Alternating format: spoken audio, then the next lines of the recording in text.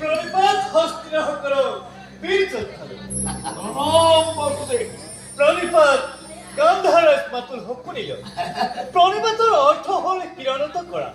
আৰু মই প্ৰণিপাত এইভাবে কৰা যে আপোনালোকে এক মহান কাৰ্য কৰিছে কিন্তু যদি আপোনালোক সকলোৱে বিচাৰে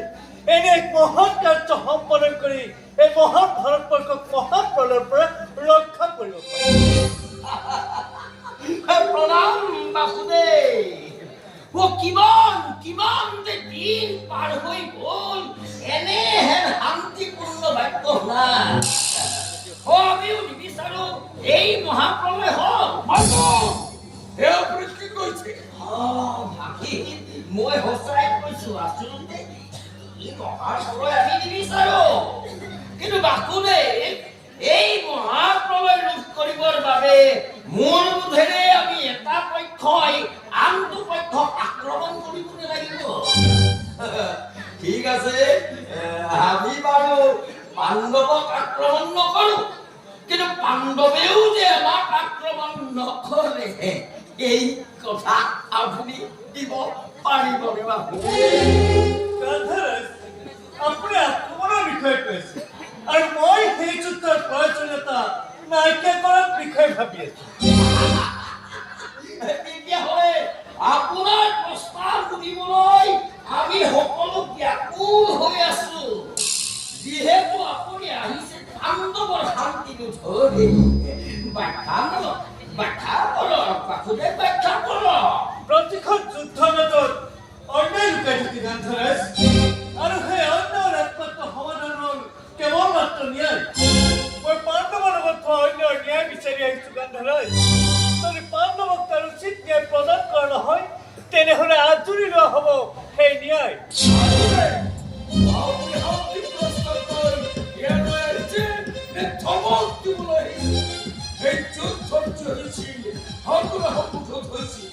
পাণ্ডৱৰ পৰাজয় হৈছে কাৰণ অধৰ্ম হোৱা নাছিল সেই যুদ্ধ প্ৰকাশ্য ৰাজসভাত পাঞ্চালীক প্ৰশ্ন হৰণ জানো অধৰ্ম নাছিল প্ৰশ্ন কৰা প্ৰতিজন মানুহক প্ৰশ্ন কৰা প্ৰশ্ন সমূহক